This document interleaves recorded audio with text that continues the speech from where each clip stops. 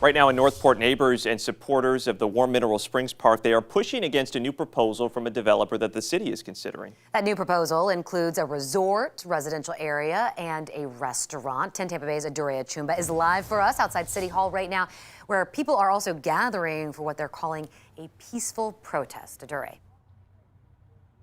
Some of those people I spoke with who have now dispersed say they're actually okay with the city entering a private partnership deal with a developer, but they want city leaders to pump the brakes and consider other alternatives to renovating the buildings and developing the land around the Warm Mineral Springs Park. That they're essentially trying to turn it into Disneyland. The hotel condo complex is really out of touch with the demographic and community setting here. It really doesn't make any sense. Neighbors want the city to stick to the original 2019 makeover plan for the Warm Mineral Springs Park.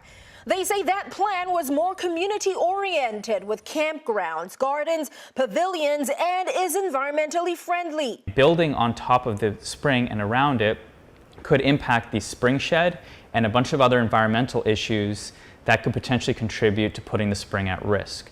The new private partners, the Warm Mineral Spring Development Group, wants to lease the 21-acre park for 99 years and develop the remaining 60 acres around it, saving the city around $9 million and helping attract more tourism. The spring is already at capacity most of the time. We don't need thousands of other individuals here coming and populating the area to overcrowd the spring. None of that's in stone.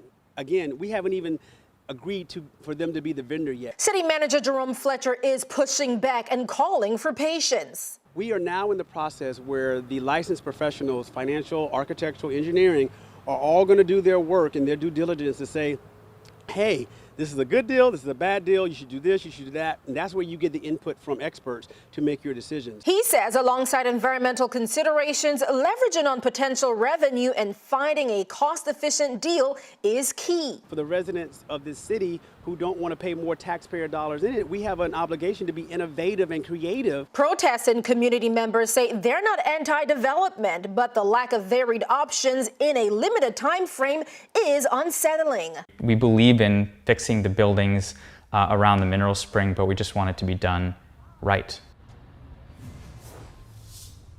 And the city hopes to reopen the park in March after it took on much damage from Hurricane Ian. This as city leaders continue to consider proposals that will come to their table, make any possible changes, and consider this proposal.